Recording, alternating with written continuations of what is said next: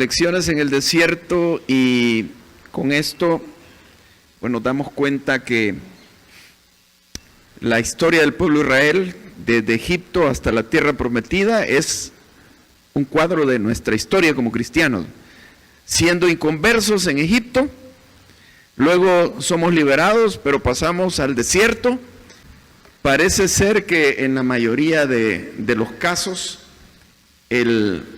lo que se llama el primer amor se baja.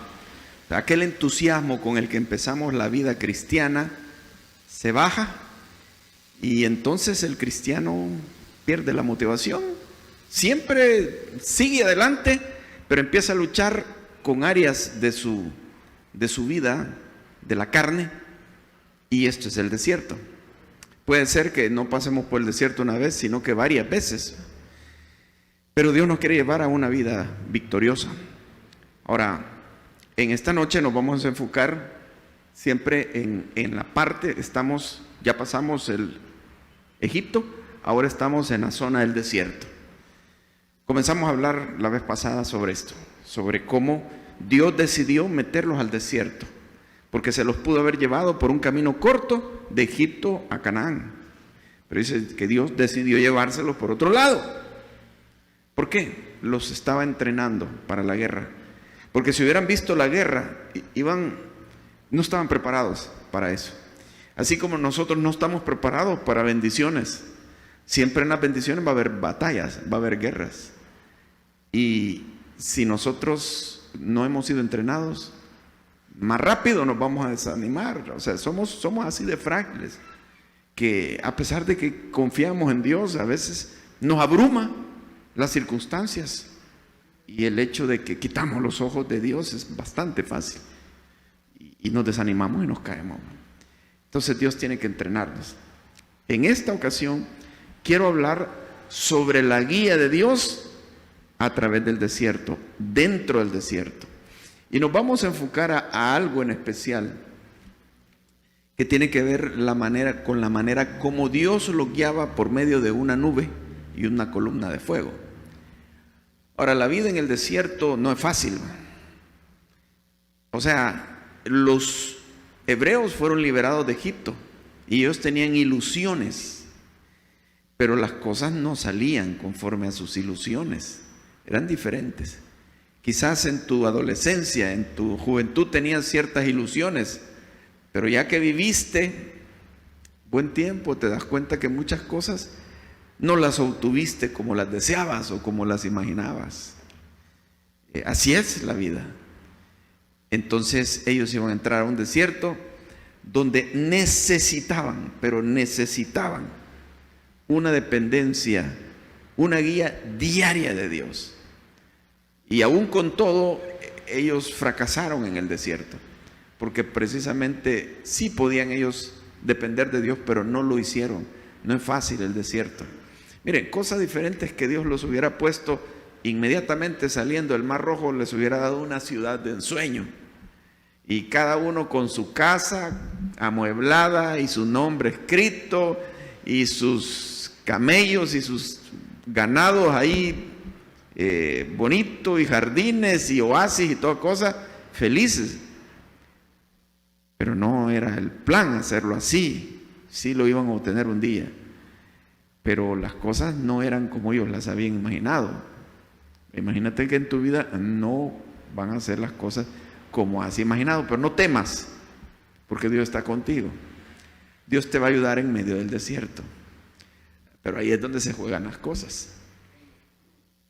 O voy a seguir a Dios creyéndole, o me voy a desanimar porque las cosas no están saliendo como yo me imaginaba.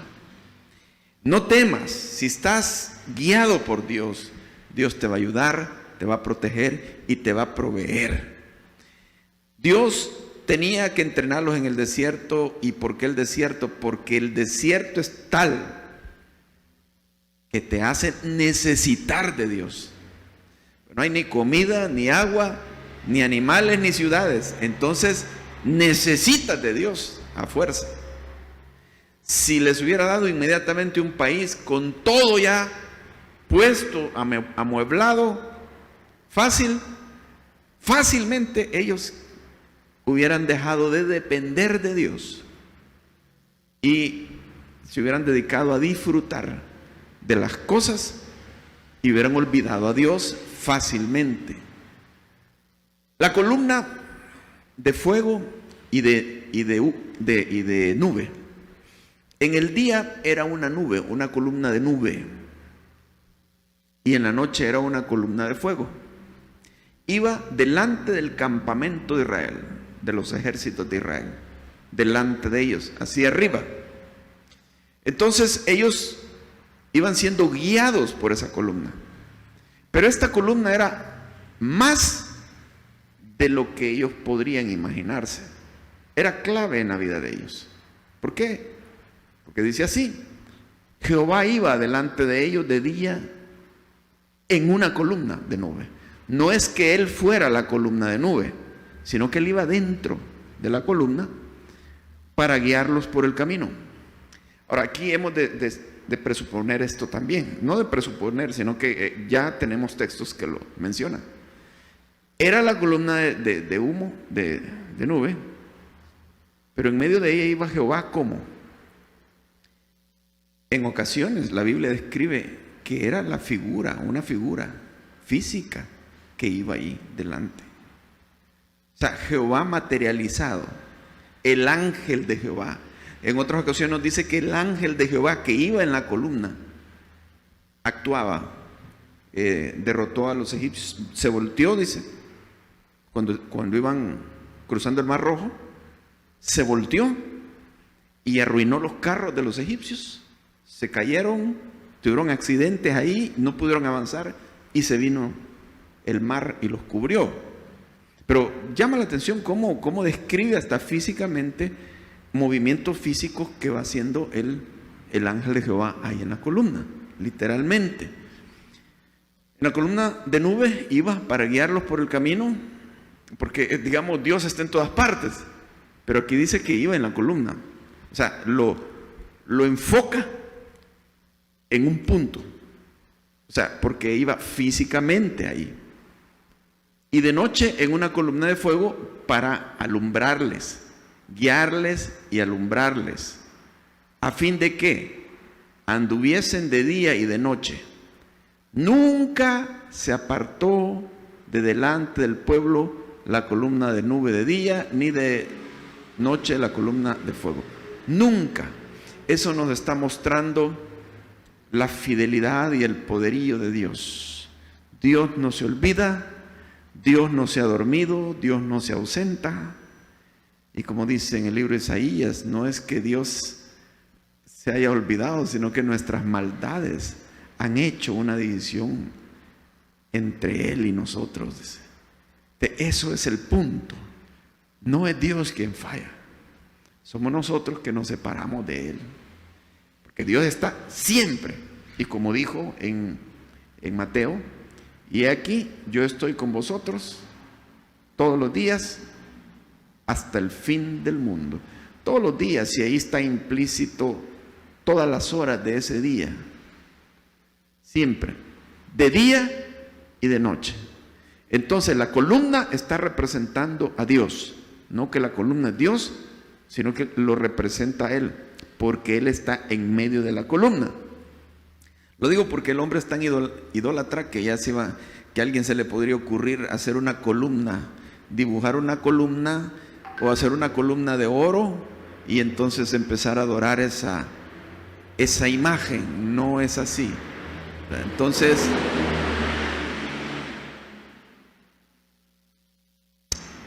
la columna representaba la presencia de Dios, les garantizaba que Dios estaba con ellos en todo momento y por tanto toda necesidad sería suplida en su tiempo preciso, aun cuando vieran escasez en el desierto, porque Dios en la columna ya les había mostrado maravillas de lo que Él podía hacer.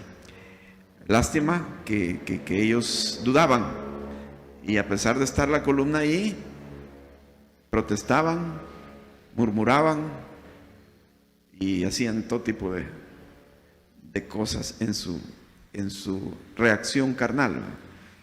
¿Estaría ahí la columna cuando ellos construyeron el becerro de oro ahí en Sinaí y lo empezaron a adorar? ¿Qué creen ustedes? ¿Estaba ahí sobre ellos la columna? Yo creo que sí.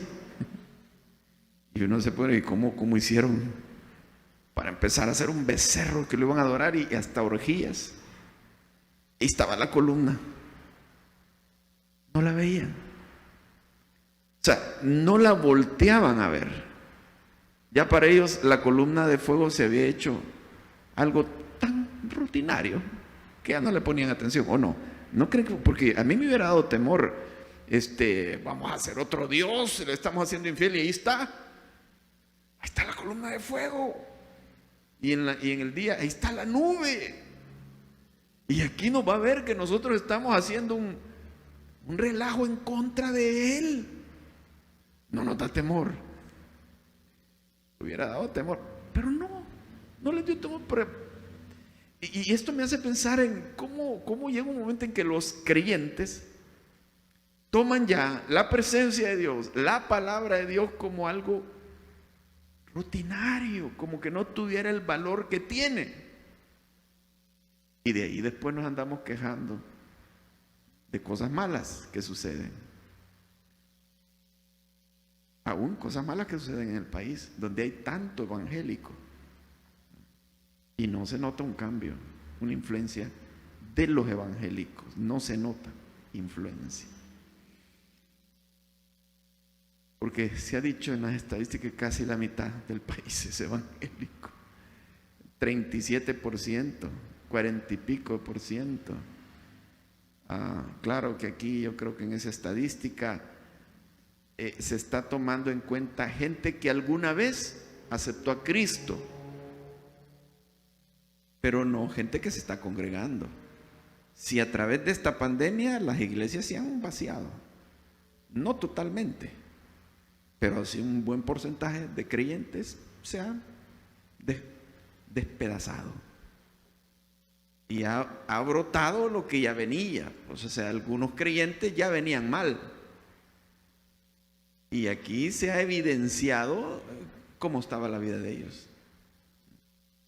Se fueron para abajo. Ya no se congregan o allá.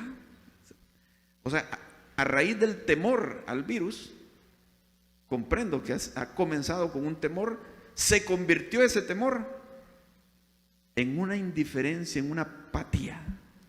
Aunque la Biblia lo diga, no. Aunque la presencia de Dios, aunque Jesús nos ha salvado, aunque un día vamos a dar cuentas, aquello ya es como trillado para los creyentes, igual que para ellos. ¿Por qué cayeron tantas veces? E inclusive no se cumplió el plan.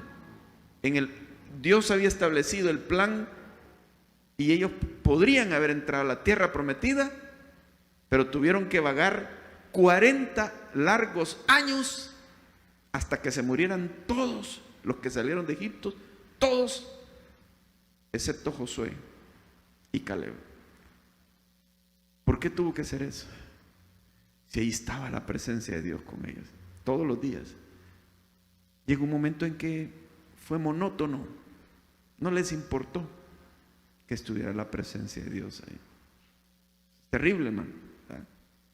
Así que yo pensaba en esto, como yo vengo de hace décadas de ser cristiano, hermano.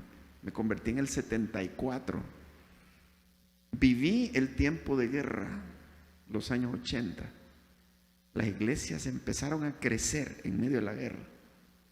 Y profesiones de fe. O sea que lo que la guerra provocó, el temor que producía la guerra, el peligro que producía la guerra, hizo que la gente buscara a Dios.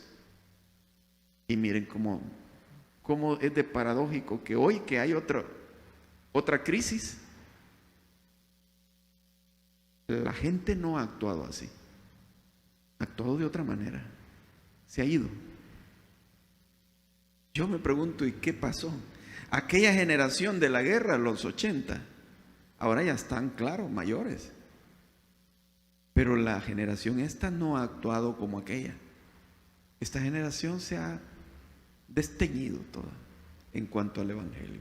No todo, Dios siempre trabaja con un remanente. Y dice, Dios le dijo a Elías, me he reservado 7,000 que no han doblado las rodillas ante Baal, ni han besado a Baal. No digo que todos, pues, que han dejado de congregarse, no sean hijos de Dios, ¿verdad? Algunos tendrán situaciones de salud muy especial, diabetes y todo eso, uno puede entender. Pero hay otros que están bien sanos, hasta deportistas son, yo sé, pero no se congregan ya. Entonces, el pueblo deja de ver a Dios que está en medio de él. Veamos la otra diapositiva.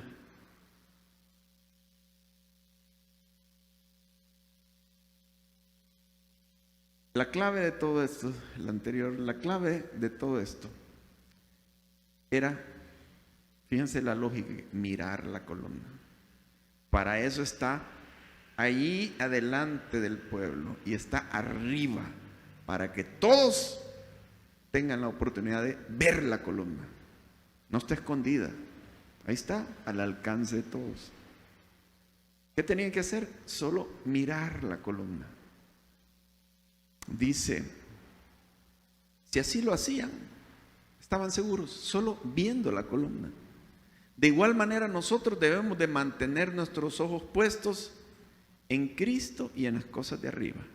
Nos dice este texto, pues, bueno, que no importa si el trayecto se trate de un desierto, viendo a Cristo estaremos seguros. Dice, corramos con paciencia la carrera que tenemos por delante, puesto los ojos en Jesús. ¿Les parece familiar esta figura? Ahí está, por delante, puesto los ojos en Jesús. ¿Quién iba por delante del campamento de Israel, del pueblo en el desierto? ¿Quién iba? Jesús también. Es el ángel de Jehová que iba dentro de la columna. Ahora, mire lo que dice el Antiguo Testamento.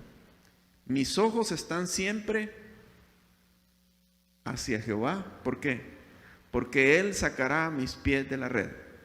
O sea, Él me va a librar de mis problemas. Él me va a sacar adelante de las trampas, de todo lo que me pueda suceder. Él me va a ayudar. ¿Qué tengo que hacer yo? Mis ojos están, no dice cada domingo.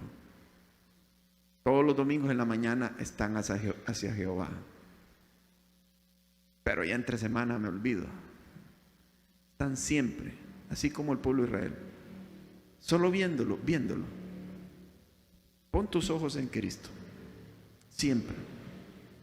No lo pongas en las circunstancias. Y vas a estar seguro. Y Dios te va a proveer. Situaciones donde no hayas que hacer. ¿Qué hago? Solo pon los ojos en Jesús. Eso, simplemente. ¿Cómo resuelvo esto? Pon los ojos en Jesús. Y de ahí vendrá la respuesta. Esto es lo que Dios quiere que hagas. Que pongas los ojos en Él, que los mantengas cada momento puestos en Él. Y Él va a obrar. Se trata de un entrenamiento de fe y obediencia. El problema es que los israelitas dudaban y actuaban mal cuando veían las dificultades del desierto. A pesar de tener la presencia de Dios en todo momento, dejaban de verla y se enfocaban en los problemas. El problema es que los israelitas dudaban y reaccionaban mal, ¿verdad? Cuando veían las dificultades. Ahora, así actúa Dios con nosotros en la trayectoria de la vida. No nos da más detalles de los tiempos. Y es aquí donde quiero regresar. Creo que había un texto por aquí que no lo leímos. O no lo puse. O está más adelante. Vamos a Números. Capítulo. Siempre me ha llamado la atención.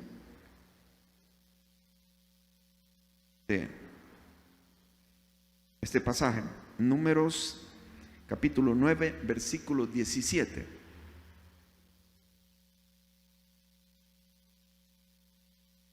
Nos dice así, hablando de la nube en el desierto: cuando se alzaba la nube del tabernáculo, los hijos de Israel partían, y en el lugar donde la nube paraba, ahí acampaban los hijos de Israel. Al mandato de Jehová, los hijos de Israel partían, y al mandato de Jehová acampaban. Todos los días que la nube estaba sobre el tabernáculo, permanecían acampados. Cuando la nube se detenía sobre el tabernáculo muchos días, entonces los hijos de Israel guardaban la ordenanza de Jehová y no partían. Y cuando la nube estaba sobre el tabernáculo pocos días, al mandato de Jehová acampaban y al mandato de Jehová partían. ¿Por qué lo repite tanto, verdad? ¿No les parece que es un entrenamiento, haciendo ejercicios? Tantas vueltas al estadio, tantas pechadas. Parten, los detiene a veces pocos días, a veces son muchos días. La Biblia nos da a entender que a veces eran años. Esos muchos días eran años que se detenían en un lugar porque ahí se había detenido la nube. Y cualquiera podría, pero ¿por qué se detenía ahí? No sé. ¿Y por qué tantos días pasamos en este lugar? No sé. ¿Y por qué en otros lugares solo ha sido un rato? Una tarde. Y después partíamos. No sé. Los criterios de Dios, ¿verdad? Pero ¿por qué no nos lo dice? Que nos explique. Así estamos preparados que cada cuánto tiempo entonces nos vamos a detener y nos vamos a detener tantos días. ¿Por qué no le dices, Moisés, que nos diga cuántos días en cada lugar? No. Simplemente ellos lo que tenían que hacer es ver la nube y hacer lo que dijera, sin tener explicaciones de por qué. ¿Se recuerdan de Abraham, que dice la Escritura? Salió sin saber a dónde iba. Gloria a Dios. Solo le creyó a Dios. Vete a una tierra. Deja tu tierra y tu parentela. Vete a una tierra que yo te daré. ¿A dónde? Solo hazlo. Iba guiado por Dios hacia aquello. Por alguna razón es. ¿No les parece a ustedes que en el ejército así entrenan también? Simplemente recibiendo órdenes. Y la actitud que tienen de ponerse a las órdenes y no comenzar bueno, explíquenos a ver si nos convence. Pero fíjense que a mí me parece que no vamos a ir hacia tal zona. Así es el entrenamiento. Pero ¿por qué ahí? ¿Por qué no a otro lugar? ¿O no lo lleva a usted Dios así, hermano? A mí sí me lleva. Hay cosas que yo no sé cómo van a ser. Yo me las imagino y hago mis planes. ¿Y que no nos avisó el Señor de la cuarentena, verdad? Del virus. Ese 31 de diciembre esperábamos un próspero año 2020. Y salían profecías. Yo vi algunas profecías de supuestos profetas, que algunos se la llevan de profetas. Había un costarricense que estaba diciendo que este año va a ser el tuyo, Dios va a derramar las bendiciones del cielo, te va a dar las riquezas que te pertenecen, las riquezas que el diablo te ha quitado, y salud y no sé qué. Pues le gusta oír a la gente, ¿verdad? Ese año, el 2020. ¿Y por qué ese profeta, que yo creo que no es profeta, pero bueno, algunos le creen, se equivocó totalmente? ¿Por qué Dios no le avisó? Es que no hay profetas ahorita. Entonces, Dios no nos explica. Pero ¿qué? Cruzamos Y hasta ahorita hemos cruzado, y en aquel tiempo creo que los 2-3 primeros meses eran de terror. Y alguien me dijo, el primer mes estaba aterrorizado por lo del virus, encerrado, en cuarentenado, pero aterrorizado, ¿verdad? Y le dio, al fin, y al cabo le llegó el virus y no se murió de todos modos. Claro, muchos han muerto. Pero cuando algo Dios dice que nos va a ayudar, nos hace cruzar el Mar Rojo. Entonces, el punto es que confiemos en Él y no en las circunstancias que vemos. Podemos aprender eso, hermanos, a caminar, porque esa es la clave. Es un entrenamiento de creerle, de creerle, de creerle, de creerle, y a veces si no le creemos a la primera, vamos en ese entrenamiento, segunda, tercera, y todo un largo proceso, hasta que llegamos a la conclusión: Jehová es mi ayudador, mi refugio, el Dios de mi misericordia.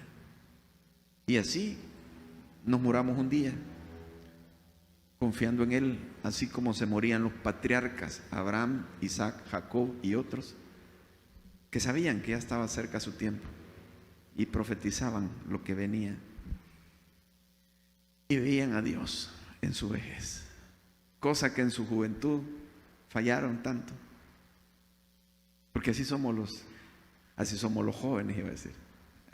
Yo fui un tiempo. Así éramos, ¿verdad? Así somos. Ese es el ser humano. Hasta que aprende que las cosas no son como él se las imaginaba, pero que qué maravilloso es atravesar el desierto con Dios. Siempre Él nos va a ayudar. ¿Se acuerdan lo que le dijo a Pedro? Pedro, cuando eras joven, cuando eras más joven, cuando eras niño, hacías lo que querías, lo impulsivo de alguien que todavía no ha pasado muchas experiencias. Hacías lo que querías e ibas donde querías, te vestías como querías. Pero cuando ya seas viejo vendrá otro que te ceñirá y te llevará a donde no quieras. Claro, lo lleva a donde no quiera, pero es que él voluntariamente cede a que Dios lo lleve, aunque él no quiere ir, pero lo hace. Ya alguien mayor, alguien que ha aprendido a ser moldeado por Dios, ya no hace lo que quiere, sino lo que Dios quiere. Aunque él no lo quiera, pero Dios lo quiere así, lo hace. Pero alguien con inmadurez dice: sí, pero yo no quiero, no, sí, pero no estoy de acuerdo. Sí, pero es que yo no siento nada. Yo. Pero mira, la palabra de Dios, Dios te está guiando a que hagas esto. Sí, pero es que no siento nada. Y termina haciendo lo que quiere, siendo evangélico, siendo cristiano, pues, pero hace lo que quiere. El maduro dice: si le preguntan a mi corazón y a mi carne, no quisiera esto, pero el Señor quiere y Él sabe por qué, y me someto a Él, lo que Él diga. Y se somete y ve que al final Dios tenía razón y que Dios es bueno en medio de todo eso. Entonces eso lo hace no poner los ojos en esta vida, en sí mismo, en sus sentimientos, sus circunstancias, sino confiar en Dios totalmente. Y eso es graduarse de la fe, hermano. Eso es ya no estar en kinder de la fe. Pasar la universidad y llegar a una maestría y doctorado es cuando tú te niegas a ti mismo y confías en Dios y dejas que Él te sujete a lo que Él quiera, pero con la confianza de que Él sabe lo que está haciendo. Así los quería llevar Dios. Cuando ellos llegaran a ese punto, estarían listos para entrar a la tierra prometida. Pero sigue en nuestro texto, ahí en el versículo 20: cuando la nube estaba sobre el tabernáculo pocos días, al mandato de Jehová acampaban, al mandato de Jehová partían. Y cuando la nube se detenía desde la tarde hasta la mañana, o cuando a la mañana la nube se levantaba, ellos partían. Imagínense ustedes que a veces la nube se a la hora de desayuno se levantaba. O cuando dice en la mañana, bien puede ser en la madrugada. Ahí va la nube para arriba. Y empezaba toda la voz en todo el campamento. Las trompetas, hay movilización. La nube se ha movido y está marchando. Levanten a los niños, levántense, prepárense y salen. Porque iba la nube. Y no avisó, ¿no? Pero se está levantando. Dice que en la mañana salía. Y a veces solo se paraba un rato, una mañana o una tarde. Y a veces se detenía años en un lugar. Dice, o si habían estado un día y a la noche la nube se levantaba, entonces partían también de noche. Pues se supone que a la noche es para dormir, ¿verdad? Imagínense ustedes, estamos preparando la cama ya para acostarnos y la nube se levanta. Y dice que en la noche se levantaba y entonces partían. ¿Y qué iban a hacer pues? No, nosotros nos vamos a quedar. No, si ya teníamos planes para hoy en la noche. Si van a quedar ahí en oscuro, en ese desierto. Claro que obligados, aun cuando no querían, obligados tenían que partir. Que no se llegue el momento en que Dios tenga que obligarnos, ¿verdad? Sino que nosotros sabemos lo que Él dice en su palabra. Entonces tenemos que hacerlo. Y yo creo que aunque estos que están haciendo, a los que se está refiriendo, muchos de estos son los que iban a morir en el desierto, 40 años, porque perdieron la oportunidad que Dios les dio. Pero aquí estaban siendo entrenados los hijos de ellos en esto. Los viejos renegando, o sea, me refiero a los que salieron de Egipto, que venían con mentalidad de esclavos todavía. Pero esa nueva generación, los hijos de ellos estaban siendo entrenados con esto. Y ellos estaban en el punto, en el momento que se llegó después de 40 años, en el punto de depender de Dios y tener grandes victorias en Él.